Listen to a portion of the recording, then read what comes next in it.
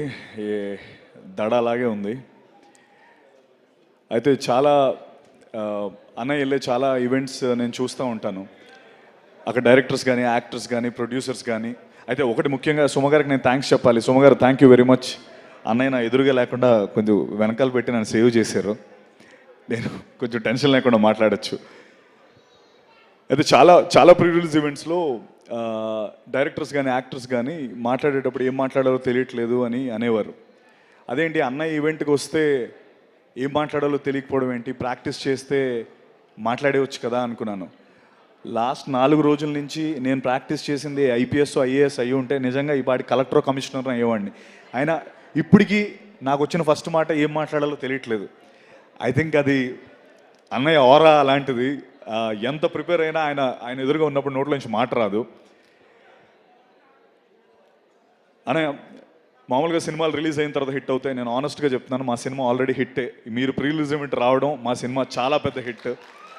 అది మా టీం అంతా మేము నమ్ముతున్నాం. అండ్ ఎక్కడో వైజాగ్లో ఆయన చూద్దామని లాఠీ దెబ్బలు తిన్నప్పటి నుంచి ఆయన చేసిన స్టంట్లన్నీ నేను ప్రాక్టీస్ చేసి ఈ పచ్చబొట్టు పొడిపించుకున్నప్పటి నుంచి, దీన్ని పచ్చబొట్టు అంటాను నేను ఈ దెబ్బని.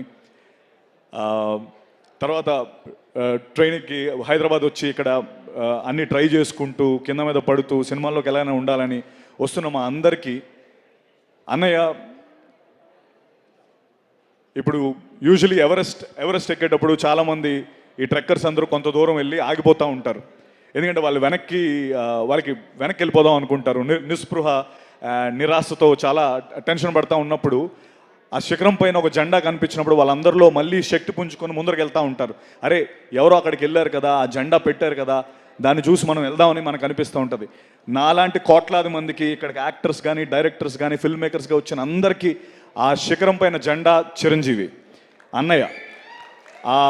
ఆ జెండా చూసే నేను కూడా శక్తి పుంజుకొని ఇండస్ట్రీలోకి వచ్చాను. అంటే అన్నయ్య గురించి చెప్పాలంటే మామూలుగా మన అమ్మమ్మ నానమ్మల చీరలు నెక్స్ట్ జనరేషన్కి వెళ్తూ ఉంటాయి. తాతగారి వాచ్, ఇంక్ పెన్ను, లేకపోతే అన్నయ్య సైకిల్ నెక్స్ట్ జనరేషన్కి వెళ్తూ ఉంటాయి. అవన్నీ తరతరాలు మారుతూ ఉంటాయి. దానికి ఒక వీలునామా అక్కర్లేదు, తరతరాలు మారే ఆస్తి. అన్నయ్య తరతరాలు వీలునామా లేకుండా మారే ఆస్తి.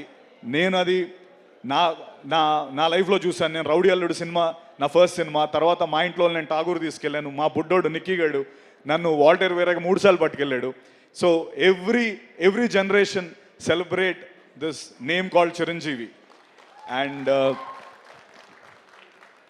అంటే అన్నయ్యతో నాకు చాలా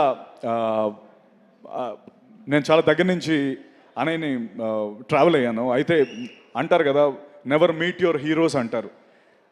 అది ఒక సేయింగ్ ఉంది, నెవర్ మీట్ యువర్ హీరోస్. ఎందుకంటే దూరం నుంచి మనం అభిమానించి ఆదరించే మన హీరోస్ దగ్గరికి వెళ్ళేటప్పుడు వీళ్ళు కూడా మనుషులేనా అని అనిపిస్తూ ఉంటుందని దాని గురించి చెప్పిన సేయింగ్. నేను టేక్ మై వర్డ్ అండి, నేను అన్నయ్యని అట్లీస్ట్ ఒక 100 సార్లు కలిసి ఉంటాను. ఆయన he's definitely 100 times than what he's on the screen. అన్నయ్య 100 రెట్లు గొప్ప వ్యక్తి. అండ్ దానికి ఆయన దగ్గర నుంచి చూసే చాలామంది చెప్పే మాట ఇది. అంటే భయ్య ఒక్క నిమిషం, ఇక్కడ ఏదో జరుగుతుంది, నేను అసలే టెన్షన్లో ఉన్నాను, మళ్ళీ మీరు. థ్యాంక్ యూ అన్నయ్య, thank you for setting the Indian film standards so high. నేను అంటే మీ డాన్సులు చూశాను, మీ డూప్స్ లేకుండా స్టంట్స్ ఇవన్నీ చూసి సినిమాల్లోకి వద్దాం. నాకు మిమ్మల్ని చూసిన తర్వాత నిజంగా నాకు చాలా భయం వేసింది. ఎందుకంటే బాలచంద్ర గారు అన్నట్టు he's a combination of Rajinikanth and Kamal Haasan అని ఒక లైన్ ఉంటుంది. అది ఎందుకంటే నువ్వు ఇక్కడికి వస్తే మీడియోక్రిటీతో రాకు, హార్డ్ వర్క్ అండ్ సిన్సియారిటీ అనే 2 ఎలిమెంట్స్ని గుండె నిండా నింపుకొని రా. ఊరికేదో వచ్చేస్తాను మీడియోక్రిటీగా ఇక్కడికి వస్తానని వచ్చేవాళ్ళు రావద్దు అని చెప్పి ఇండియన్ ఫిల్మ్ స్టాండర్డ్స్నే ఒక పెద్ద పొజిషన్లో పెట్టిన వ్యక్తి చిరంజీవి గారు. అది ఎవ్రీ ఇండస్ట్రీ, ఇప్పుడు ధనంజయ్ మాట్లాడి ఉండొచ్చు, లేకపోతే బాలా వాళ్ళు మాట్లాడి ఉండొచ్చు, వాళ్ళందరికీ ఒక కామన్ రెస్పెక్ట్ అన్నయ్య అంటే, because he set the bar so high. And thank you very much for that అన్నయ్య. అండ్ జీబ్రా విషయానికి వస్తే, జీబ్రా ఫిల్మ్ నాకు ఏ టైంలో వచ్చిందంటే నాకు అందరూ ఇండస్ట్రీకి అందరూ ఇండస్ట్రీలోకి వచ్చి ఇక్కడే సెటిల్ అయిపోదామని వస్తారు. అండ్ ఇక్కడే ఎలాగో ఒకలాగా కింద మీద పడి ఇక్కడే సెటిల్ అవుదామని వస్తారు. అయితే ఆ ప్రాసెస్లో నేను కూడా చాలా రోల్స్ చేశాను. చాలా అంటే ఎలాగైనా లైమ్లైట్లోకి రావాలి, చిన్న రోల్స్ చేసుకుంటూ ముందరకు వచ్చాను. అలాగే నేను హీరో రోల్స్ కూడా చేశాను. బట్ ఆ సినిమాలన్నీ ఏవి ఆడలేదు, సెట్ బ్యాక్స్ అయ్యి. ఇన్ఫ్యాక్ట్ కొంతమంది ఏదో క్యారెక్టర్ రోల్స్ చేసే సత్యాన్ని అలా చూడడం హీరోగా చూడలేకపోయామన్నారు. నిజంగా చాలా లోలో ఉన్నప్పుడు, అండ్ నేను ఇది ఎప్పుడు ఈ విషయం చెప్పాలి, నేను చాలా లోలో ఉన్నప్పుడు నాకు ఒక లైట్, ఒక దీపంలో వచ్చిన వ్యక్తి అది మెగాస్టార్ చిరంజీవి గారు. అది ఎందుకో చెప్తాను నేను. అది నేను చెప్పి తీరాలి. ఎందుకంటే నాకు 5 ఏళ్ళు ఉన్నప్పుడు అసలు ఎంటర్టైన్మెంట్ అంటే లేకపోతే ఏమీ తెలియని వయసులో ఆయన సాంగ్స్ చూసి ఎంటర్టైన్ అయ్యాను. అప్పుడు చిరంజీవి గారు ఉన్నారు. తర్వాత నా ఇంజనీరింగ్ ఫ్రెషర్స్లో నేను డ్యాన్స్ వేసి నా మిస్టర్ సిఎస్సి 4 years నేనే మిస్టర్ సిఎస్సిగా నేను ఉన్నప్పుడు అన్నయ్య ఉన్నారు. తర్వాత నేను ఇండస్ట్రీలోకి రావడానికి నేను వచ్చేటప్పుడు ఎవరు నా ఇన్స్పిరేషన్ అంటే అప్పుడు అన్నయ్య ఉన్నారు. మా బుడ్డోడు పుట్టినప్పుడు కోవిడ్లో పుట్టాడు. వాడికి ఫస్ట్ గిఫ్ట్ అన్నయ్య ఇచ్చారు. అప్పుడు కూడా అన్నయ్య ఉన్నారు. అండ్ నేను చాలా లోలో ఉన్నప్పుడు నేను అన్నయ్య అందరూ ఇలా అంటే నేను ఇండస్ట్రీ నన్ను రోల్స్ చేసుకోమంటుంది, లేకపోతే నాకు అంటే నీకు హీరో రోల్స్ కాదు, నువ్వు ఇదైతే ఇంకెక్కువ డబ్బు సంపాదిస్తావు అని కొంచెం చాలా లోలో ఉన్నప్పుడు, సినిమాలు రానప్పుడు నాకు అన్నయ్య పిలిచి ఒక మాట చెప్పారు. ఏంటంటే, సత్య, నేను ఈ పర్టికులర్ పాత్ర నీకు ఇస్తున్నానని నువ్వు వేరేగా అనుకోకు. నేను ఎందుకు ఇస్తున్నానో నీకు రీజన్ చెప్తాను. చిరంజీవి ఎదురుగా నువ్వు నించోని ఒక ప్రతినాయకుడి పాత్రలో నువ్వు కనబడితే ఇప్పుడు నువ్వు ఒక 3 తెలుసు, రేపొద్దున 10 మందికి తెలుస్తావు అని. ఇది నీకోసం నేను చెప్తున్నాను. నువ్వు చేస్తే ఎవరో ఒకళ్ళు అరే చిరంజీవికి ఎదురుగా నించొని బాగా చేశాడని అంటారు. నీకు ప్రొడ్యూసర్స్ వస్తారు, నీకు ఎక్కువ మంది నీకు విజిబిలిటీ వస్తుంది అని నాకు ఆ సినిమా చేయించారు. Trust me, that is the biggest high in my life. God father అనే సినిమా నా బిగ్గెస్ట్ హై. ఎందుకంటే అనే ఈ విషయం నేను చెప్పాలి. ఎందుకంటే నేను గాడ్ ఫాదర్ సెట్స్లోకి వెళ్తున్నప్పుడు కానీ, లేకపోతే ఇండస్ట్రీలో చాలామంది వ్యక్తులు కానీ, అరే చిరంజీవి ఎదురుగా ఎవరు సత్యదేవ్ అంట, చిరంజీవి ఎదురుగా ఆ వ్యక్తి ఏంటి, ఆయనకి సరిపోడనో, లేకపోతే ఇన్ఫ్యాక్ట్ నేను అది చాలాసార్లు ఫీల్ అయినా. అన్నయ్య మీరు పర్లేదా అంటే, నేను సెట్స్లోకి వెళ్తున్నప్పుడు కూడా అంటే అది వాళ్ళ తప్పు కాదు, అరే వాళ్ళ చూపులు నాకు తగిలేవి. అంటే ఈడు నడుచుకొని వెళ్ళిపోతున్నాడు, చిరంజీవి గారి సెట్ ఇది, ఈడు విలన్ ఏంటి, లేకపోతే ఈడు ప్రతినాయకుడు ఏంటి అని అనుకుంటున్నప్పుడు ఆ హాల్ చివర్లో కుర్చీలో కూర్చొని ఒక చిన్న స్మైల్, ఆ గ్రే స్మైల్తో చూస్తూ సత్య మై బాయ్ కమ్ హియర్ అని నన్ను పిలిచిన, కమ్ హియర్ బ్రదర్ అని చెప్పి కూర్చోబెట్టి, ఏంటి నీకు ఏమైనా టెన్షన్గా ఉందా, లేకపోతే ఏమైనా ఉందా, ట్రస్ట్ మీ, ఎవ్వరు నేను నమ్మక్కర్లేదు, నేను నమ్ముతున్నాను. సినిమా రిలీజ్ అయిన తర్వాత నువ్వు చూడు అని చెప్పి first day morning US show పడిపోయిన తర్వాత God father film first US show పడిపోయిన తర్వాత మార్నింగ్ 6 o'clock అన్నయ్య నాకు ఫోన్ చేసి, నేను చెప్పానా ఇదే జరుగుతుందని చెప్పానా, ఏం రాశారు చూసావా నీ గురించి అని చెప్పి ఫోన్ చేసి, నాకు నిజంగా ఆ రోజు కంట్లో నీళ్ళు తిరిగాయి. అంటే ఎస్, నేను ఏం సాధించాను అనడానికి చిరంజీవి గారి నమ్మకాన్ని నిలబెట్టాను, అది చాలు నాకు. అంటే అండ్ అనయ్య మీరు ఆ రోజు ఎందుకు అది జీబ్రా ఎందుకు కనెక్ట్ అయింది, ఎందుకు ఇది వెరీ ఇంపార్టెంట్ ఫర్ జీబ్రా అంటే, ఆ రోజు మీరు చెప్పిందే గాడ్ ఫాదర్ సినిమాలో చిరంజీవి గారు ఇతను పెట్టారు అన్న నమ్మకంతోనే బాలా, దినేష్, ఎస్ఎన్ రెడ్డి గారు నాకు ఈ సినిమా ఇచ్చారు అన్నయ్య, జీబ్రా అనే సినిమా. సో మీరు చెప్పిందే జరిగింది. ఈ సినిమా చూసి నీకు ఇంకా పెద్ద సినిమా వస్తుందని చెప్పారు.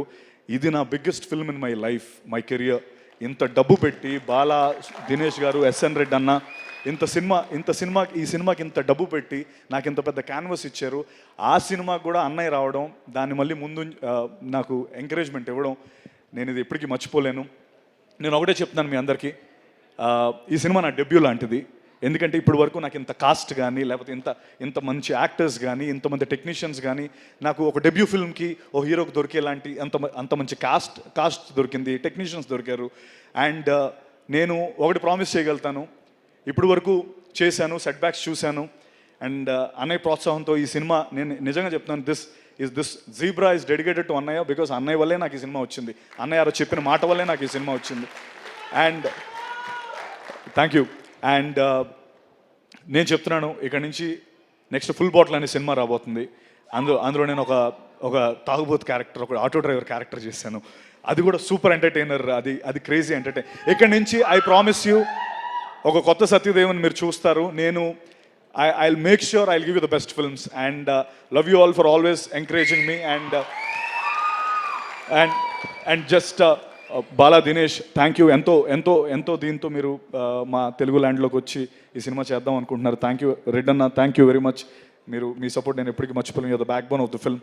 అలాగే Dhana, my brother, we become so, అంటే ధనా కెరియర్ నా కెరియర్ ఆల్మోస్ట్ ఒకలాగే ఉంటుంది అండ్ మీ ఇద్దరం దాని గురించి ఎప్పుడు మాట్లాడుకుంటాం. ఇన్ఫ్యాక్ట్ నాకు ఎప్పుడైనా ఇంకా నేను అంటే నా మీదకి ఏదైనా నేను వచ్చిందంటే ఫస్ట్ ధనాకు ఫోన్ చేసి, ధనా నాకు ఇలా ప్రాబ్లం ఉందని చెప్పి అంత క్లోజ్ అయ్యాం. Thank you Dhana. And Eshwar Karthik definitely buddy. జనరల్గా నా లెవెల్ వరకు వచ్చేటప్పటికి స్క్రిప్ట్స్ అన్ని ఫిల్టర్ అయిపోతాయి, బట్ నాకు ఫస్ట్ ఈ కథ తెచ్చినందుకు నేను నీకు రుణపడి ఉంటాను Eshwar. Thank you so much. And one last time sorry Prashant, thank you Prashant, busy స్కెడ్యూల్లో వచ్చావు. Thank you very much. Ravi garu, thank you so much sir ఈ సినిమాని సపోర్ట్ చేస్తున్నందుకు. Thank you very much. Amrita, Jennifer, thank you very much. And megastar, నేను అంటే నేను ఇంకా చాలా మాట్లాడదాం అనుకున్నాను గురు. నాకు నిజంగా ఇప్పటికీ ఆ టెన్షన్ ఇంకా ఆడుతూనే ఉంది. అంటే ఇక్కడ వచ్చిన చాలామంది నాకు ఫోన్లు చేసి నేను ఈ ఈవెంట్కి రావాలని చాలామంది అడిగారు, బట్ నేను ఓన్లీ కొంతమందికి అకామిడేట్ చేయగలను. వాళ్ళందరూ ఒక్కసారి ఆనండి తెలుస్తుంది అందరికి.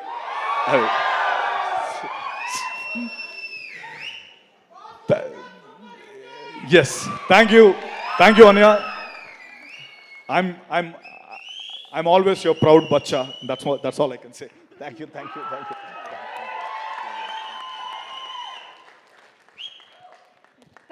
Thank you so much, Satyadev garu. I'm wishing you super success.